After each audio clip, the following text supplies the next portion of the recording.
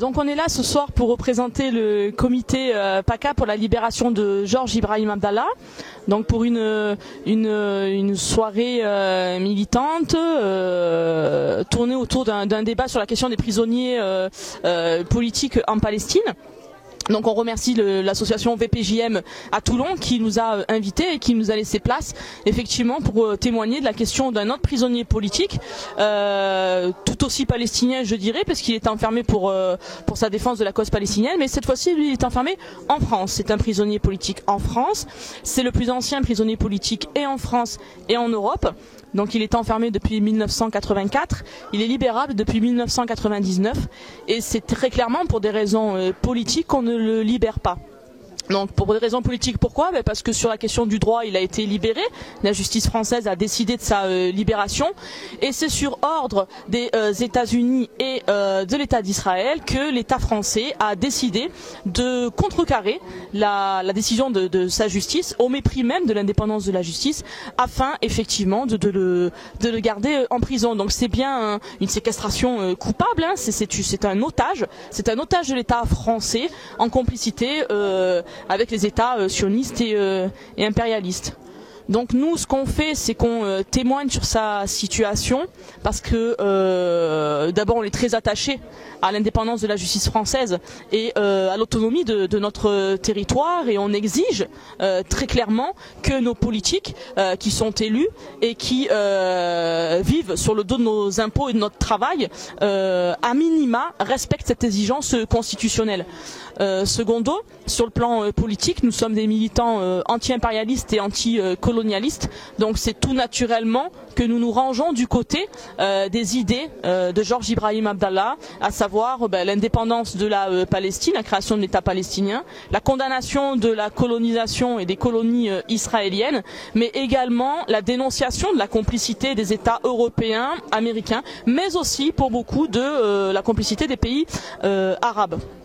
Donc on fait appel à des solidarités, à des sensibilités, on demande à témoigner auprès des politiques, on demande à témoigner auprès des citoyens, on demande aux gens à minima de témoigner de leur solidarité, soit en écrivant à Georges, soit en écrivant aux politiques en marquant très clairement notre mécontentement, soit en allant le voir. C'est tout à fait possible de demander un parloir pour lui rendre visite et le sortir de son isolement, mais aussi en activant dans des associations ou dans des milieux politiques, j'allais dire quelles qu'elles soient, pour véhiculer la parole de Georges, qui se fait rare aujourd'hui. C'est un militant communiste, rouge de cœur, comme il n'y en a plus beaucoup, mais qu'on soit communiste ou pas, on doit respecter en tout cas le fait qu'il est cohérent.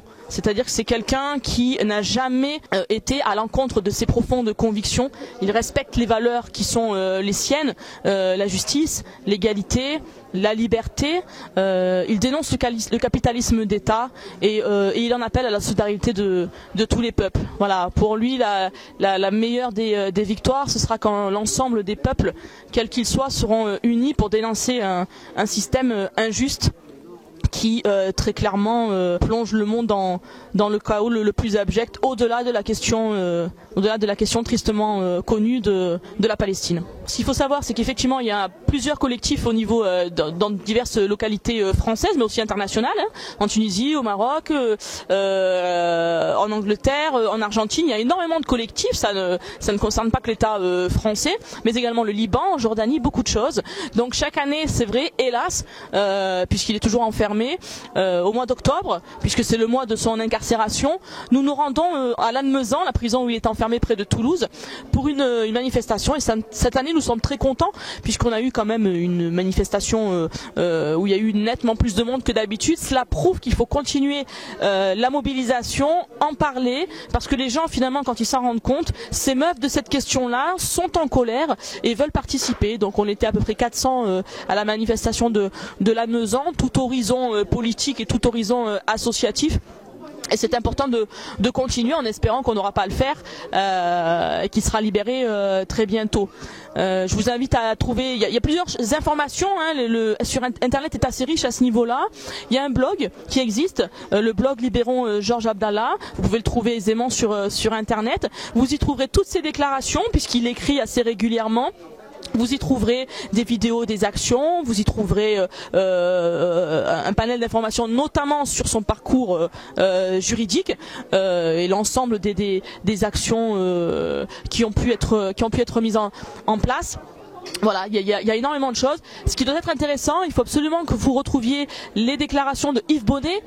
Yves Bonnet, c'est l'ancien responsable directeur de la DST, la direction de la sécurité du territoire, donc le big boss de la police française, qui est la personne qui l'a arrêté. Aujourd'hui, il milite, lui aussi, aux côtés de nous, pour la libération de Georges Ibrahim Abdallah, parce que si effectivement à un moment donné de sa vie professionnelle il dit avoir fait son travail, il fallait l'arrêter.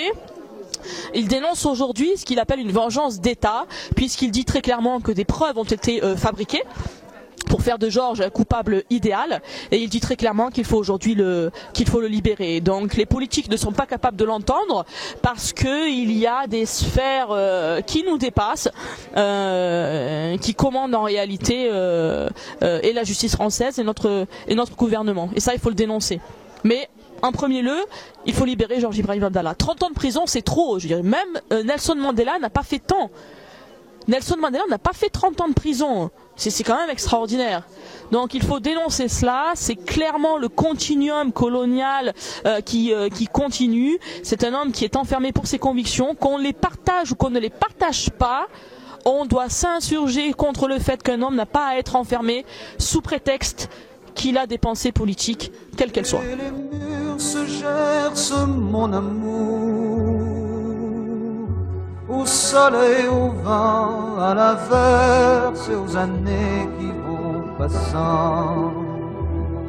Depuis le matin de mai qu'ils sont venus, et qu'en chantant, soudain ils ont écrit sur les murs du bout de leurs fusils de bien étranges choses.